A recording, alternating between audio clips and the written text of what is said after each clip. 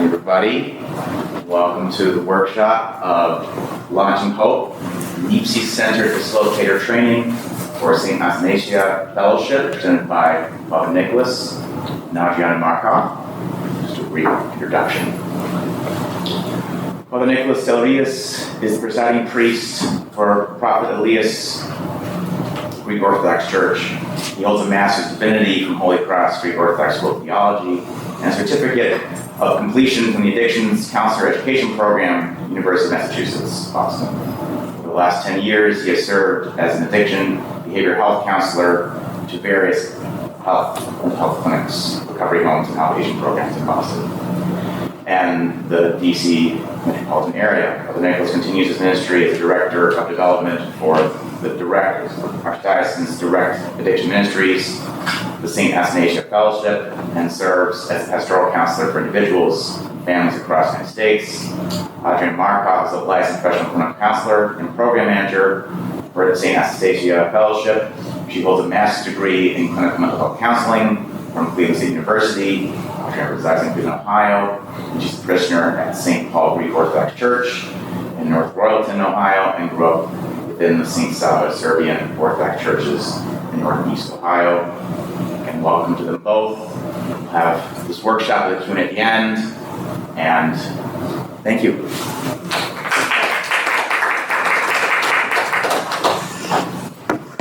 Good morning, good morning. I love the intimacy here. So I don't know if we can pull forward a little bit. That would be great for me. So that way I'm not having, I'm anyway, it's all good. Stay where you are if you desire to.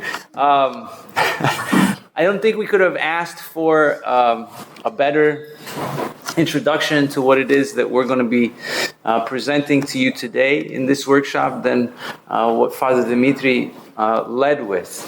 I think, his jumping point in speaking specifically about Nepsis as the completion of a journey in recovery is kind of where we pick up, which is to say that over the years it's become clear that what is wanted is an opportunity to present addiction and a recovery program, a recovery group, a support group, with the focus coming from our Orthodox teachings and tradition. And so really what we're talking about here is a Christ-centered model, because as Father Dimitri also said, the current models that are out there are effective. However, they take a little bit of a wider angle, a little bit of a wider lens when approaching recovery. And so what we set forth to do at the Addictions Ministry is to bring forward a approach that is strictly Christ-centered, which is to say that He ultimately being the highest of high powers, if you will. And so with this, there are some bullet points, if we want to cover, that the support group itself tries to incorporate and encompass. Of course, the first of those being that this being an addictions ministry within the context of the Orthodox Church, we have no choice but to address the fact that addictions are coming to us from the passions.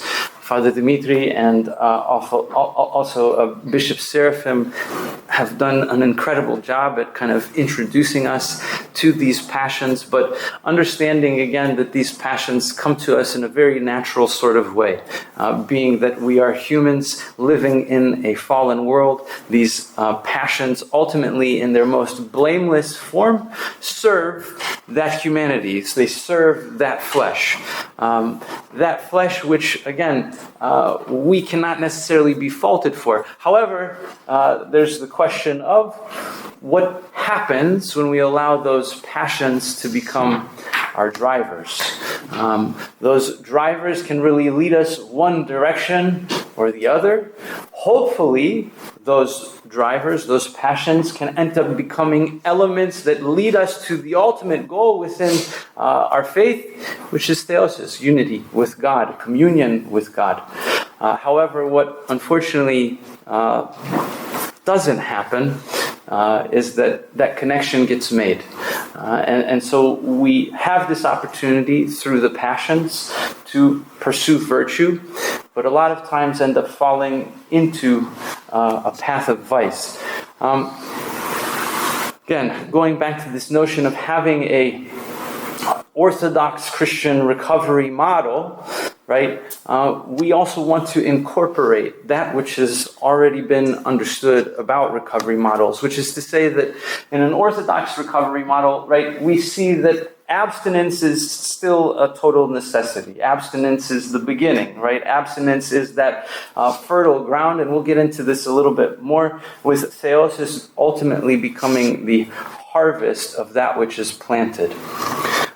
In order to also, again, have a Orthodox addictions recovery model, we need to place the nous at the center of that model. The nous, which is oftentimes referred to, right, as the eye of the soul, the heart of the mind of the heart, right?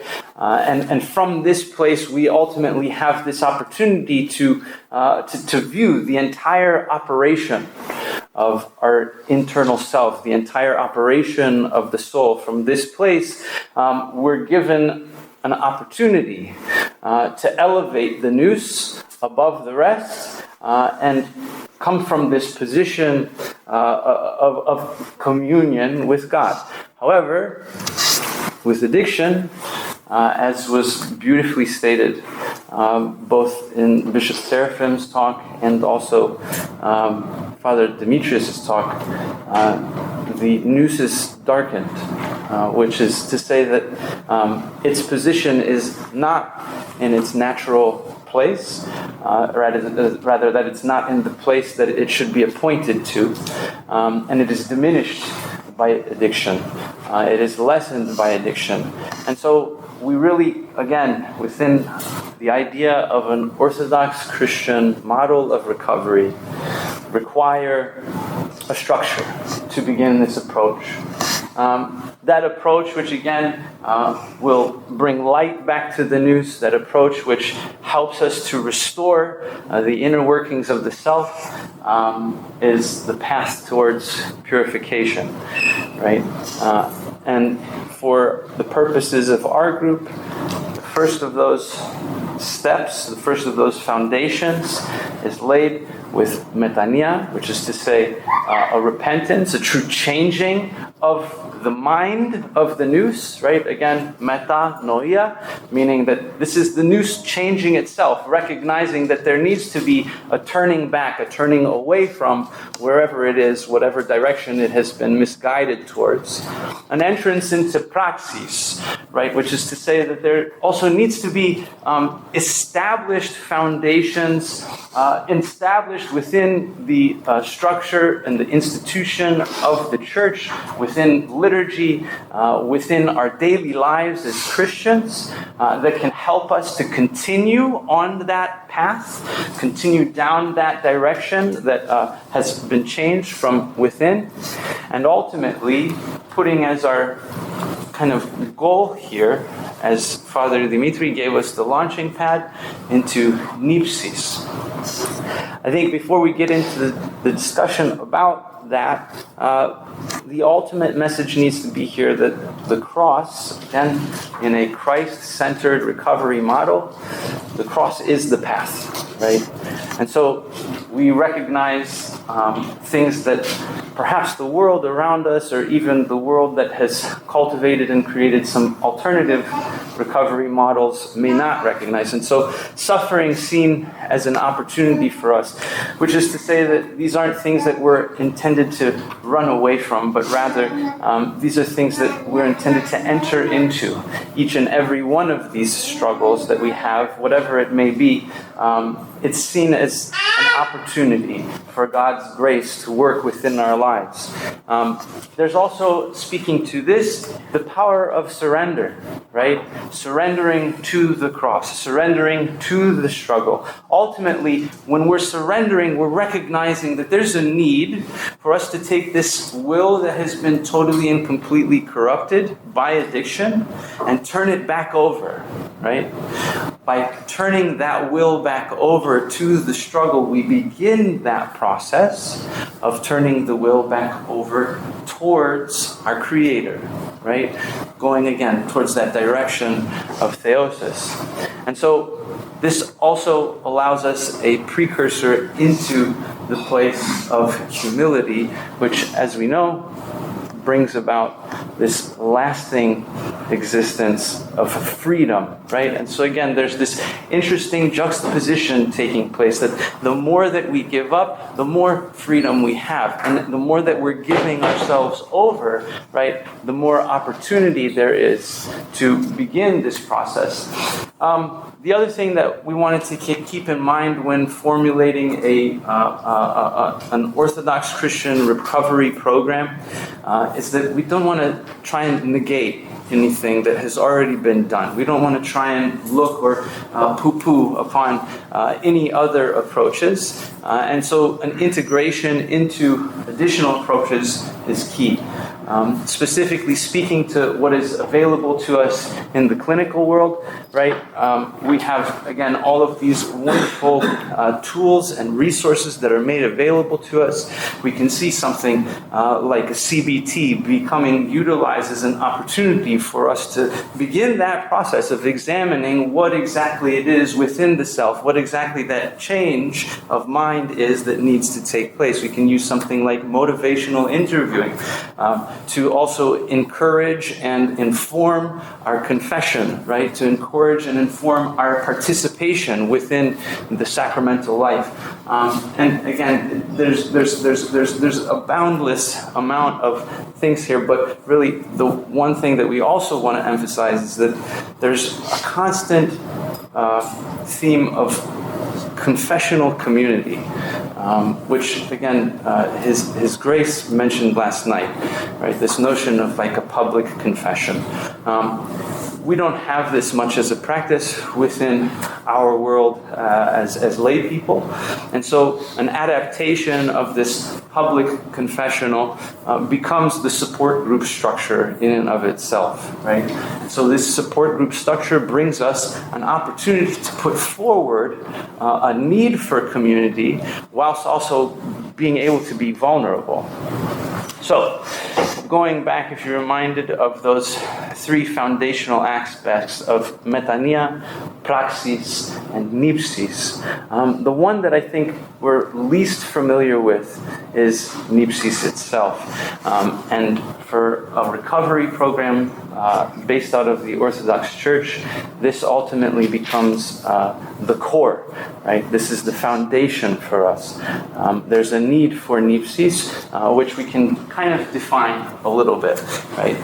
The definition in and of itself translates to be without drink, to be sober, right? Which seems particularly fitting for recovery. But in context, it can be also vigilance, specifically towards the mind, or a watchfulness, which again, we can get into that a little bit later. So the focus of nipsis becomes this opportunity to, like we said, return the soul, return the nous to its proper seat within the soul itself, right? By practicing this vigilance, essentially we look at these models that have been set forward before us. The goal, again, becoming this elevated sense of our existence, right?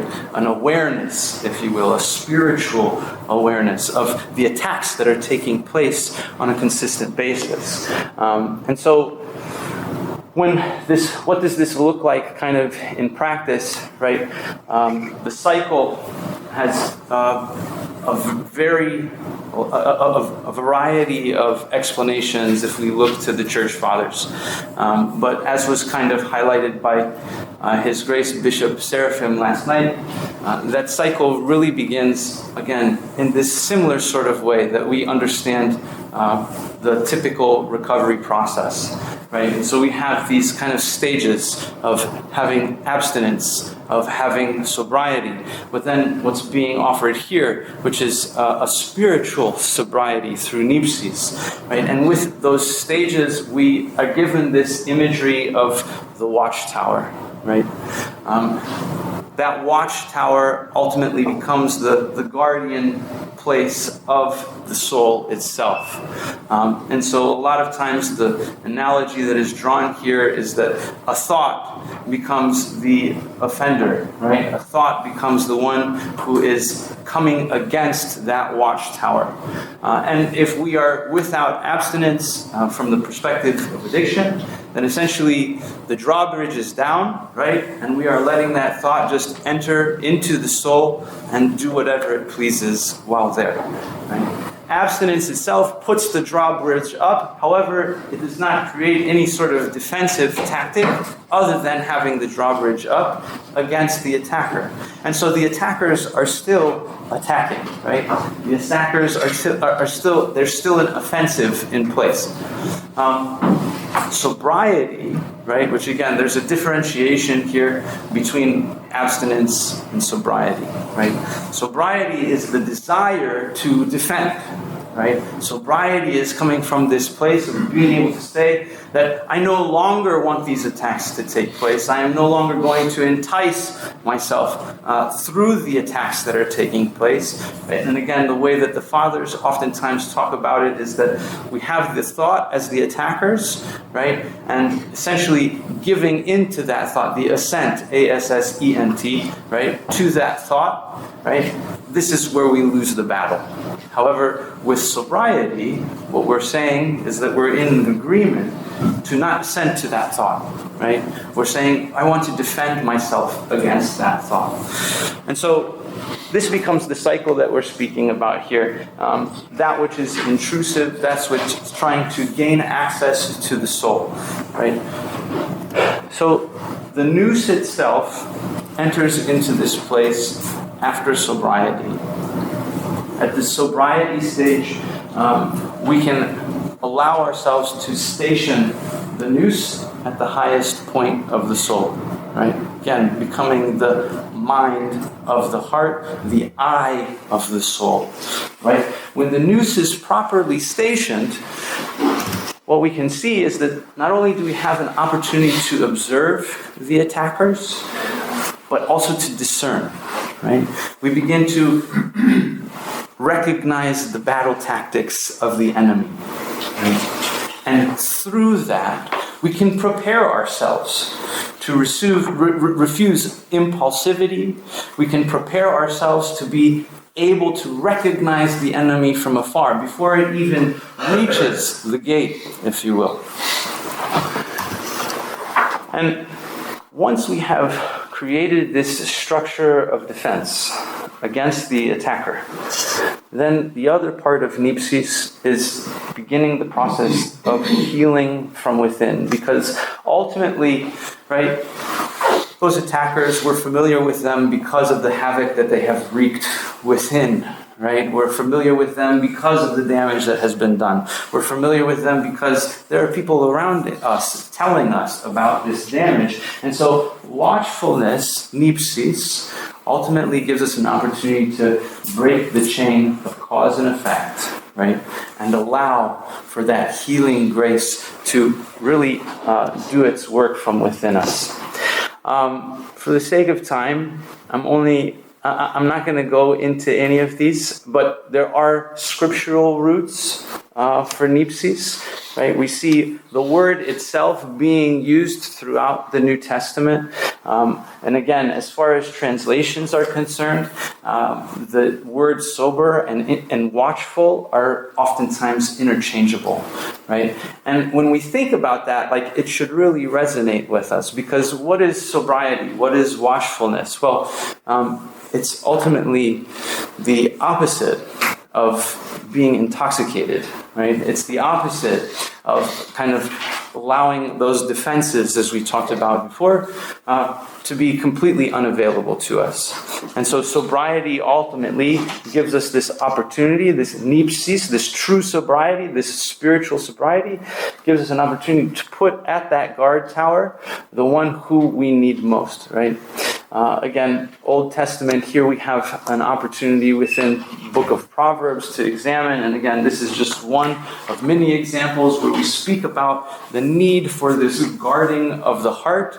And so understanding that all of this is coming to us from a scripturally rooted place is very important, because the reality is this, that whether we're talking wisdom or we're talking prophecy, the Old Testament speaks to this quite directly, which is to say that what is the opposite of sobriety, right? It's allowing us to be in this place of sleep. It's allowing us to be in this place that is dead. It is allowing us ourselves to be ultimately out of and accepted from the creation as God intended it to be.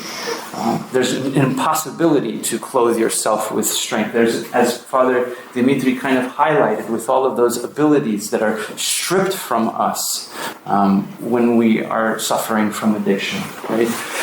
And so all of this brings us to the most exciting part of our program today, right?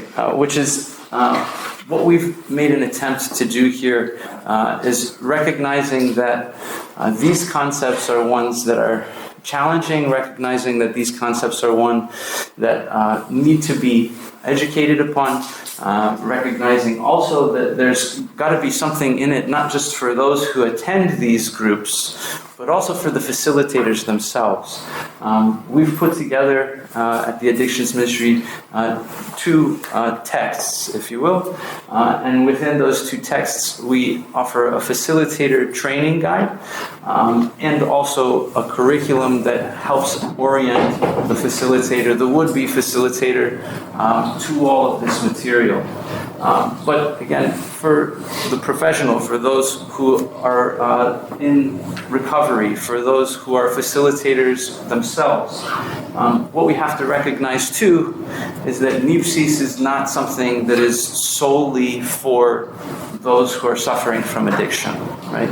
Nepsis becomes something that is all-inclusive. Nepsis becomes something that is all-accessible. Nepsis becomes something that each and every one of us, just as we incorporate metania and praxis, so must we all incorporate Nepsis.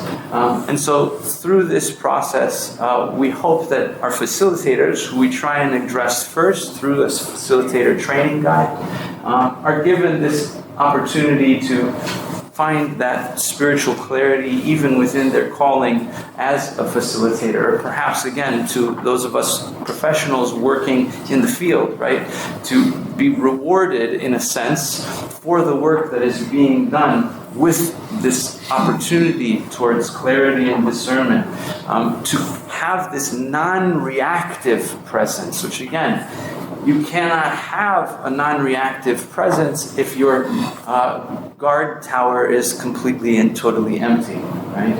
If your guard tower is empty and your defenses are down, you have nothing but reaction. However, if the defenses are up, if you have that noose in its right and proper place, then the, again, anticipation of that which offends is something that becomes the work and ultimately the guiding of our own hearts back towards Christ, right? So the curriculum itself, as it's presented, gives us this opportunity to, again, look at Nepsis in a certain way through this thing that people struggle with, through this path of helping others in a support group setting, right? And in doing so, we're given the opportunity to not only help others, but help ourselves. And so it's at this point in time that I'm going to turn it over for the exciting reveal for the first time ever publicly of our facilitator training guide and our curriculum. Adriana, take it away. Thank you, Father. Thank you, everyone, for being here today. It feels, we're extremely grateful to be able to be here today and share both of our parts of our training program, which Father described. I'm just going to go back to it as our facilitator training guide that we approach through the lens of Nepsis that I hope by now everyone has a little bit better of an understanding of. So before I want to walk you through what it looks like within group for participants to be able to learn this practice, right, from this learning opportunity. Here's a brief overview of our curriculum, specifically in Module 4. I'm going to be showing you within our learning management system that we chose to be Google Classroom. But before we do that, here's a brief overview of how we got to this place, of introducing the spirit of the St. Anastasia Fellowship, our foundations, St. Anastasia herself as this great tangible human experience of Nepsis in action, spiritual watchfulness and healing. There's a lot here. I don't expect this to be a thorough exploration of the curriculum here, but just a brief overview of how we eventually get to this place within our curriculum of talking about Nepsis. So with that, I want to transition over to the classroom here. Here's a facilitator training that group facilitators do first, and then they transition over to the curriculum here. I hope our audio works because I want to start with, there's definitely a learning curve to our curriculum, right? We're talking about theologically dense topics like Nepsis and Metania. So it was really important for us to assist facilitators, for them to be as prepared as possible to not only learn these concepts themselves, but integrate them within this learning capacity here. So we'll start with that here.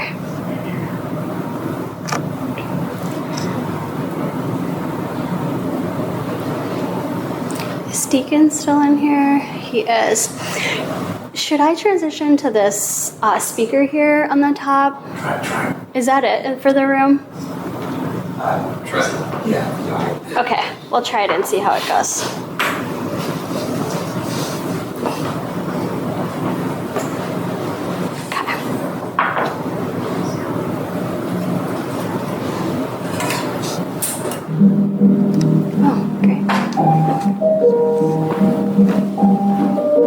Welcome to Module 4, the Spirit of the St. Anastasia Fellowship. This module shifts from the what of a nation to the how of healing.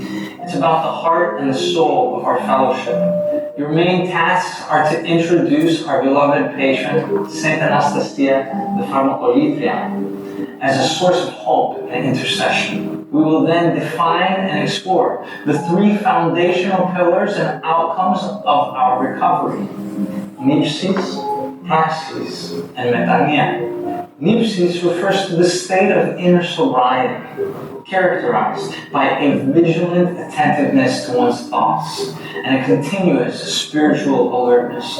Praxis, on the other hand, represents the active embodiment of our faith through the spiritual disciplines of the Church, leading to the cultivation of inner stillness and an openness to the Holy Spirit. Adriana signifies a transformative spiritual change guided by the nous, which is foundational to our psychosomatic understanding of our humanity. It is important to emphasize that recovery is not a passive endeavor, but rather an active cooperation with God's grace, made possible through the potent spiritual tools inherent in our Orthodox Christian faith.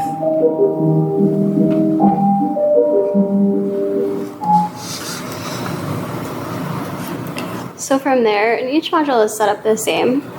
They access the workbook here, where we introduce the life of St. Anastasia. Each curriculum, each module is supported by lesson plans that help facilitators be able to integrate the practice of Nepsis in groups, together with discussion questions that really there are to enrich this experience of learning what Nepsis is. Beyond that, transition to our PowerPoint.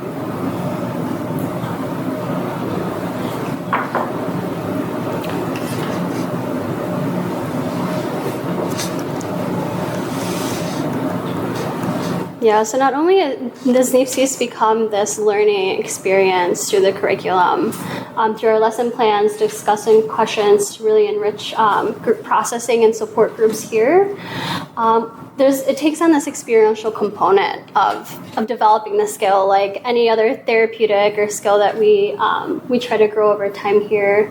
And we do that through this unique blend of theological resources and readings, together with thought-based exercises from practical disciplines, again, to build that skill of Nepsis. Here are some of those resources. We have the 40 texts on watchfulness, together with guarding the heart and mind from the Philokalia, and a reading from St. Gregory of Sinai on commandments and doctrine. The way that we've integrated clinical resources, it's very clear throughout our facilitator training guide, is understanding what a peer-led group facilitator's responsibility is. And I think the strength within how we've communicated that is and inherent in every lesson plan. It's not these exercises that we're pulling from clinical applications. It's for them to be used in a way that is building the skill. We're not here to replace traditional psychotherapy or mental health intervention here, but what we found, and I think even programs like the 12 Steps that is essentially based on CBT, is that throughout our program, there's tons of opportunities for facilitators. We have facilitator monthly trainings that we have guest speakers come in, and they'll be talking to facilitators about, the intersections of trauma and the comorbidity with trauma and mental health disorders. So we've seen that the integration of these resources here as a way to guide people into supporting their process in addition to what they need outside of the support group space. I'm even more excited to transition over to our website here that is available to us as a ministry tool that anyone can access to learn how to start a St. Anastasia fellowship in their parish. You get here through accessing the Get Involved page here. And what this is, it's a brief introduction of understanding both the liturgical heart of our ministry as well as that relational support through our group support. We have a roadmap here. Here is starting with the paraklesis. The first step, and I think what recovery looks like is through supplication. It's joining in communal prayer and acknowledging that we can no longer do this by ourselves. To this point, I think we've tried. It's not sustained for long-term growth and recovery. So in this first step here, we provide tons of resources. We've understood that people are coming to wanting to start a paraklesis through different angles. This could be, a facilitator that knows that they want to eventually start a support group. This could be a parish priest or laity. But we have here the paraklesis itself. Here's a guide on how to approach your parish priest to start a paraklesis. Every parish is different. We did our best to approach this towards the ultimate outcome of anticipating additional conversations taking place as part of that, and what else the parish priest might need to be able to integrate this additional prayer service and the many things that priests have within their parishes. We put together a whole host of announcements to be able to raise awareness around this established paraklesis in the parish. We understand that in addition to clergy and laity, there's the support that's needed to get these messages out. So we have examples of introducing this through sermons, on social media, and the platforms available to each parish. We have the St. Anastasia icon. that can be used as part of these messages. Our prayer list of prayer names here to supplement those learning or those prayers within Paraklesis there. We have a brochure that we hope can take place and find their place within other collateral for ministries within each parishes. And then the last step here we're asking in starting a Paraklesis is to get your prayer service on the map so people can find help within their communities. The next step here is identifying a facilitator. After you've had a Paraklesis established, ongoing within your parish, whether that facilitator emerges naturally or the priest is working to help determine who that individual is. We put together some criteria about someone who would be able to hold people within this container, especially our focus on bringing people into the church, understanding our patristic roots, and how we approach and heal addiction. We ask that after a facilitator completes their declaration, which is here, that they receive a priest endorsement. And this is, from a priest saying, yes, this facilitator attends my church. They've been under my spiritual care, and optional remarks as to what their involvement would be within the parish. Next up is training that we showed you. We'd love to meet facilitators and have the opportunity to get to know them more, especially during this onboarding phase of getting them into the Google Drive platform. We want to make sure that they feel confident, that all the resources are there for them to be able to navigate with ease. Once they complete their facilitator training and curriculum training, they're ready to launch. And at that point, we ask that your submission form is updated so we can also get not only your Paraklesis on the map, but the support group so people can find help within your community. In the same way, we've provided the same resources to promote this new ministry within your church with the same announcement messages here.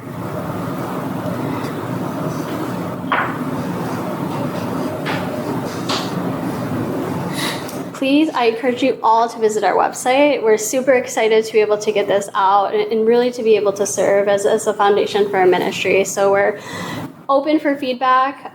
Any that you have always enriches our process on how do we make this more accessible, what needs to be here for people to receive the help that they need through the richness of our faith. So with that, we're open for questions if you have any.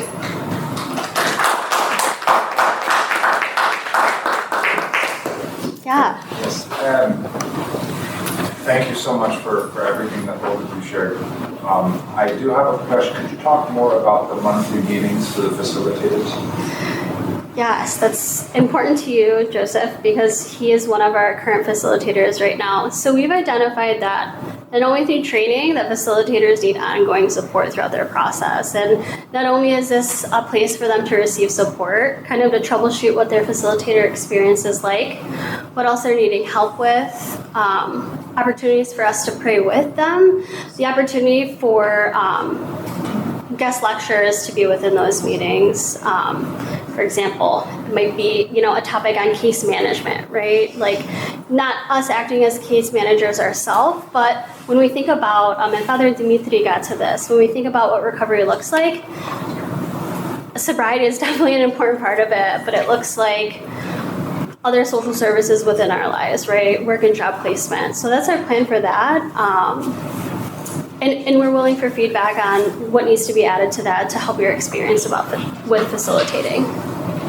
Yeah, one thing that I noticed, and you nailed it, which was that's a lot of theologically dense stuff. And what I'm noticing, for example, in my group particularly, especially I'm thinking of the person who's most likely going to take over as a facilitator in his parish, because where I conduct the fellowship, they're all coming from another parish. And it just would make more sense to move it to that. But this is somebody new to Orthodoxy. And when I read all of this, I went, wow, that this might be overwhelming for somebody who has never seen these terms before. So I am really enthused about this idea of monthly meetings to not only enrich the facilitator's ability to serve, but also to illuminate some things that up to this point may be not so much foreign, but with a different name. As you said, we may have training in other ways, and now we have different avenues to reach that same goal with different figures, in the play. So somebody who's familiar with the Filokalia, for example, all of a sudden is seeing Greek terms, going, oh, how do I manage? So I really am looking forward to the monthly meetings. Yeah. Do you want to add anything to that? Oh yeah, I would also just say, again, there's one of the things that we kind of try and stress, especially within the facilitator training guide, is that there's no exact timing on all of this. I mean, in practice, like as somebody who's now kind of been facilitating a group in Yonkers for almost 4 years, right? I mean, Yonkers is not Harvard Divinity School, okay? Like, these are very working class people who are coming to these meetings. I think it probably, as far as the material and content is concerned, it probably took us almost 6 months just to begin to approach some of what's covered in the first module, right? And so it's all to say that, like, the timing on this is going to be based upon the group that is being presented to. The timing on this is going to be based upon the stylings of that facilitator that is kind of guiding the group through this work. But I think the point that we want to stress is that the material is there, right, to do this work. And we hope that also the addictions ministry can provide resources as well. So, I don't want anybody to ever feel that they're limited to the monthly facilitator meeting, right? Like, feel free to reach out to us individually, and again, it's even this really beautiful thing that's already kind of happening in some places where we're then able to connect regionally, right?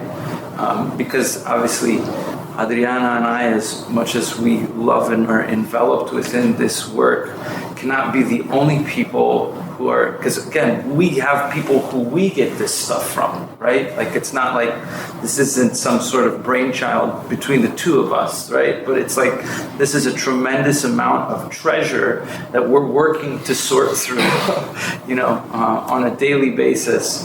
And so being able to connect people to some of those local resources as well, whether they be priests, theologians, or other clinicians within the area, is also something that we're hoping to be able to do through this process as well.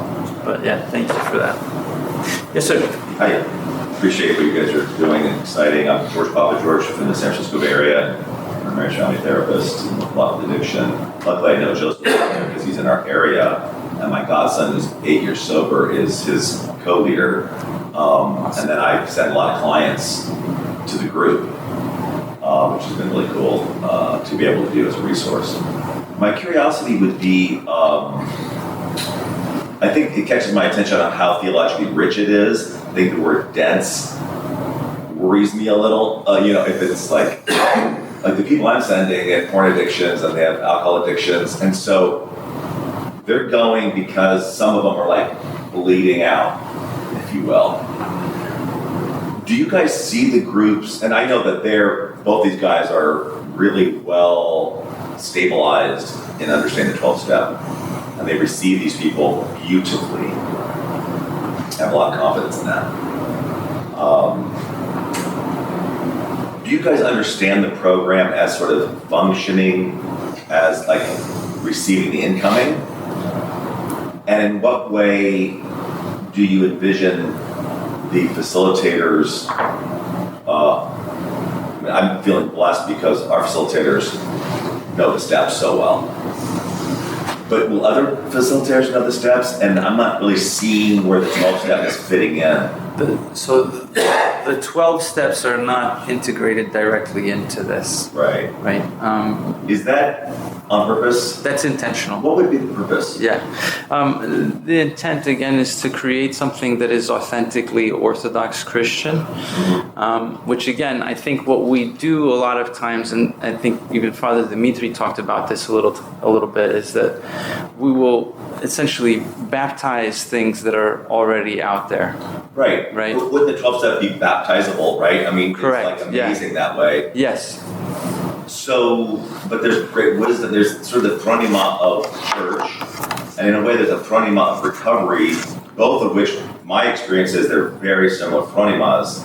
If you have folks that know how to integrate them, which we do over here. Totally, yeah. So I'm just wondering, people coming in, some of them are going to have recovery experience where they're like, wow, I've been in Orthodox Church, I've been in recovery, I get to go to this group. Orthodox recovery. Orthodox recovery.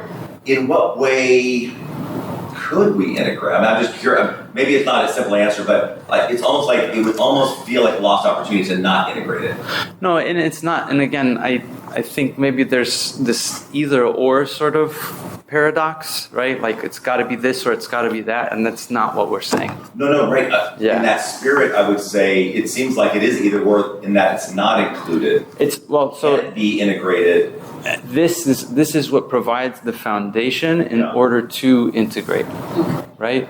And so it's this whole idea of like, okay, so how are we able to baptize something like the 12 steps? We're able to baptize something like the 12 steps because we have the foundation to do it, right? This is what provides that foundation. So would you see this as linear? Like, let's get the foundation established, and then at some point, because when somebody comes in, they're feeling powerless. That's why the 12 step is such good language. Like, oh yeah, that's step one. I admit I'm powerless over X. And step two is I recognize that I admit there's a higher power who restores me to sanity. I mean, that seems to me like it gets it going, and that can coexist with metonia and so on. But would you see that language at any point getting trained into the program, or? The language is already there. Yeah, it is. Really, it is. Like, it really is already there. And I would never task anybody else other than myself and Adriana to try and present the facilitator training guide and the curriculum in a 45-minute time slot, ever. And so Nepsis is, as you saw from the curriculum that Adriana kind of laid out, Nepsis is in the middle of it, right? So there's a lot of stuff that comes within those first three modules before we even introduce the concept of Nepsis, right? Starting from that basic question of like, what is addiction, right? How do we even begin to conceptualize addiction, right? Because the question that I get a lot, or that I would get a lot even before any of this started, is like, how does the Orthodox Church understand addiction, right? And so if I immediately redirect and say, well, look at the 12 steps, right? Again, I've detached, right? And so what we want to do here is we want to be able to identify a direct answer to that question. What does the Orthodox Church see addiction as? How do we begin to approach this? And really, like, how can we equip others to approach this? Because there's nothing wrong, like, and that's what I really just want to emphasize over and over here in this entire conversation and every conversation. There's nothing wrong with the 12 steps. But there is a wanting for more. Okay. I guess I don't dominate, so I'll just say, to me, it would feel inclusive if there was a way to include the language of the 12 steps and be completely phronema of the Orthodox Church, because I believe that's possible, and that could be helpful.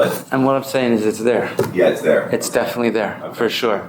I would just encourage the exploration of and I mean, again, you get the direct line. I'll give you the email today. You know what I mean? Because exploring this within that realm and understanding, for sure. I just want to add one more comment before yours too. Do we have time? Can we have attention? Okay, cool. So I did a ton of research on faith-based recovery programs. I'm sorry? You said.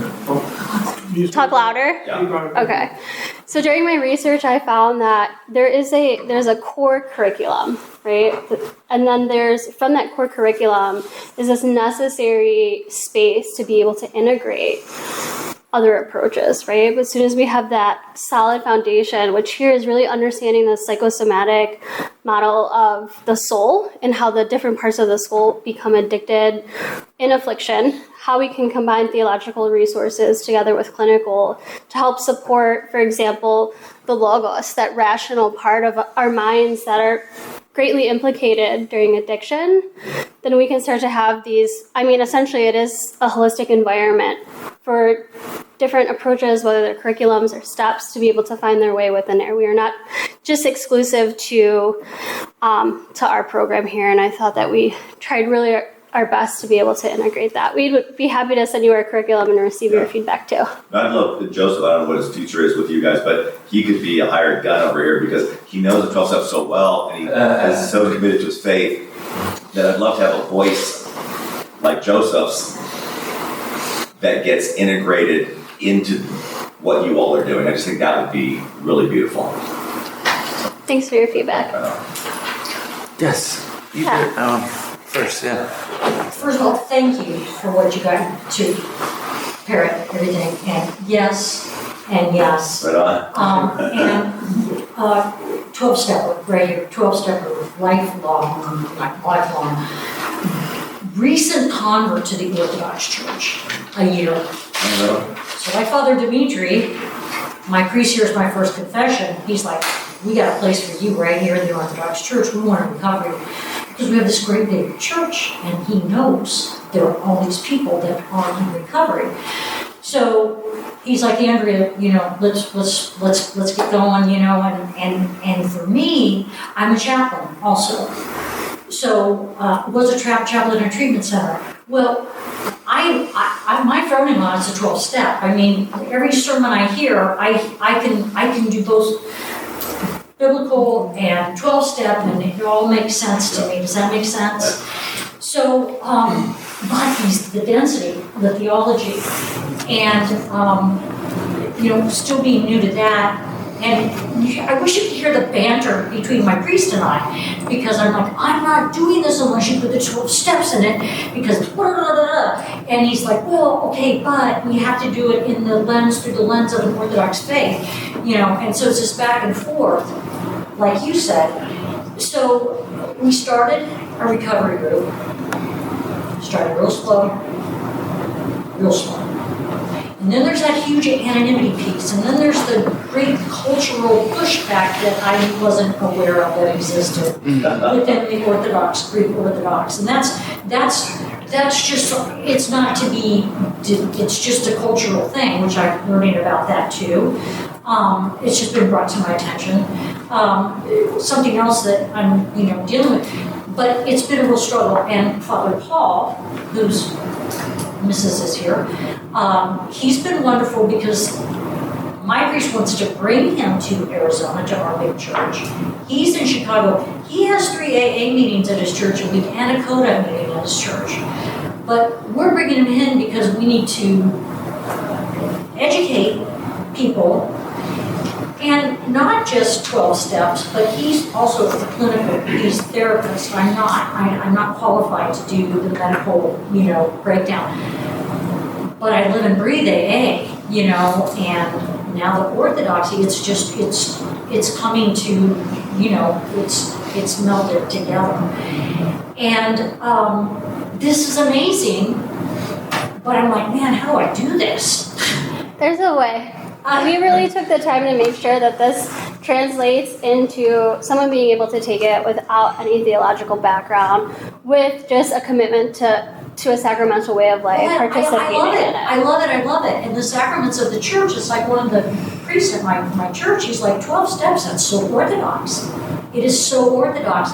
And, so much of what Father Dimitri was saying, the stats that he was using from the people that were in recovery. Yes, I used to be involved with the church. Then I, got into this dark, addiction, just desperation.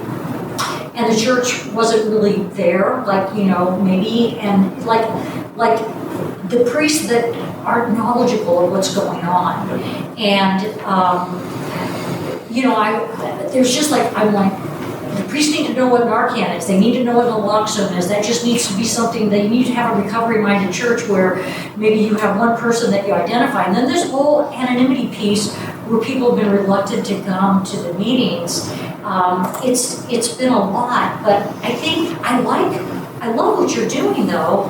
I just wish I was an Orthodox theologian, but I'm not. I just want to. I know I'm talking really fast. No, it's okay. This is how I am. I want to say I something. get so excited about stuff. So Yes. I want to call on Michelle because she has a background in adult education and has been an extremely helpful advisor to us from the perspective of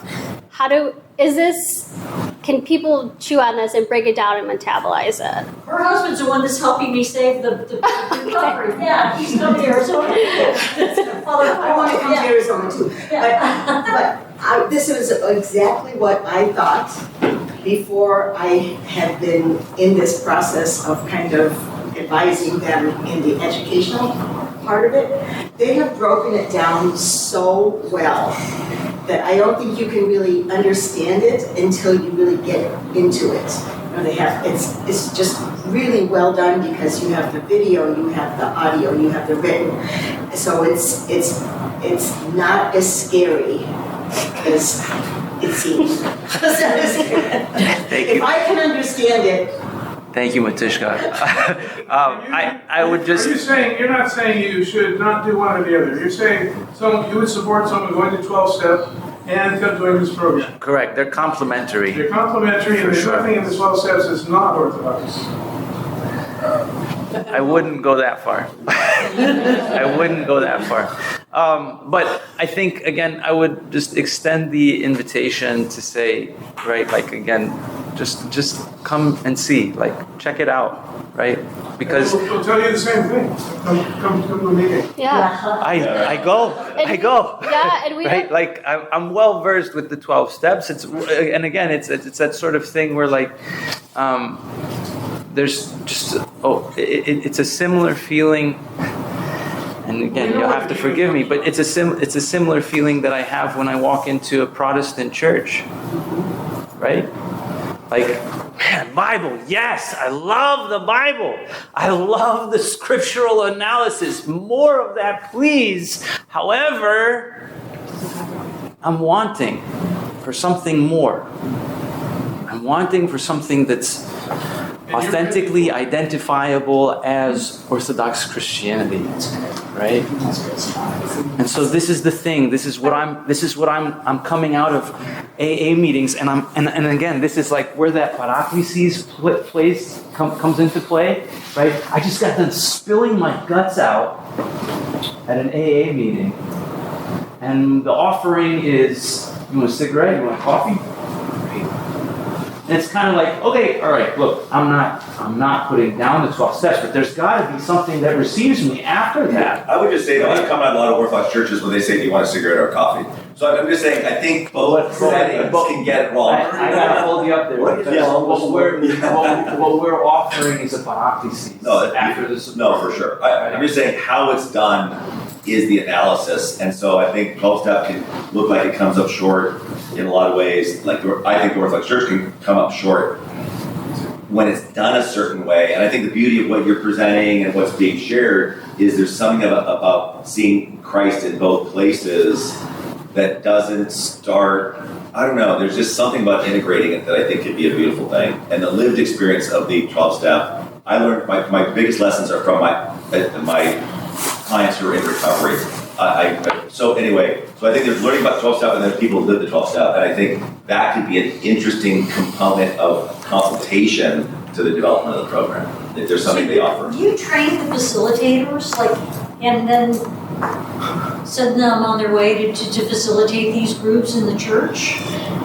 This is the training. Yeah. Exactly. Yeah.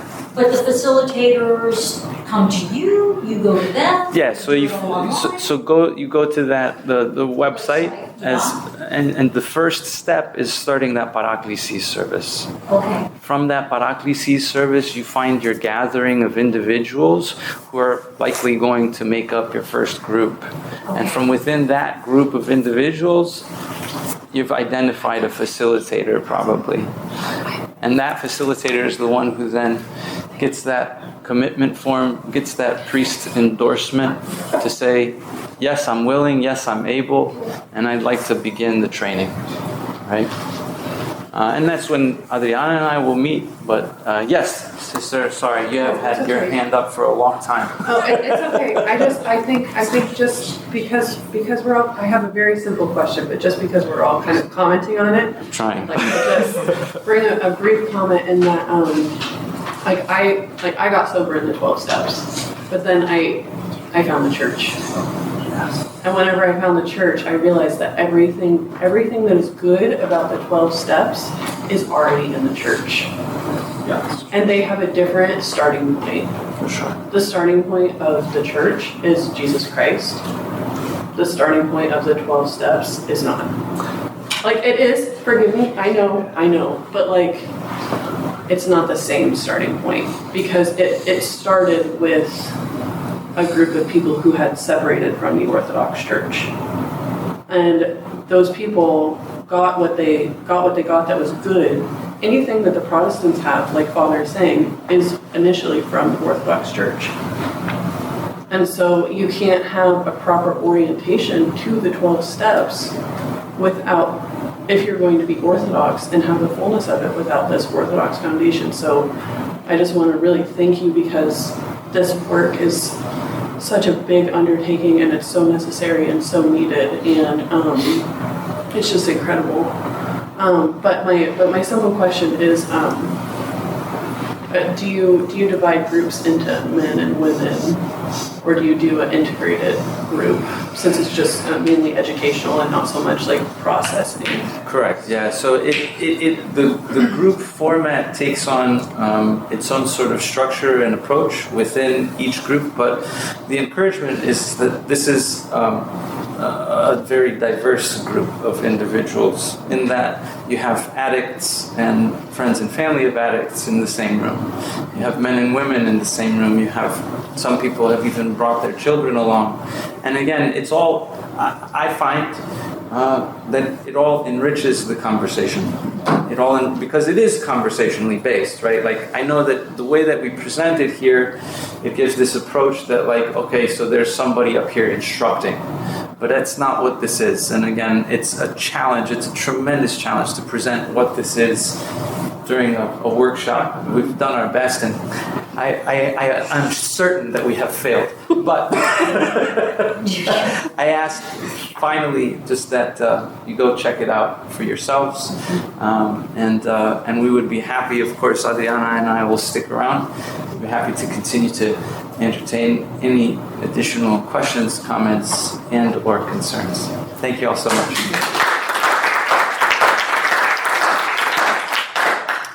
As a gift,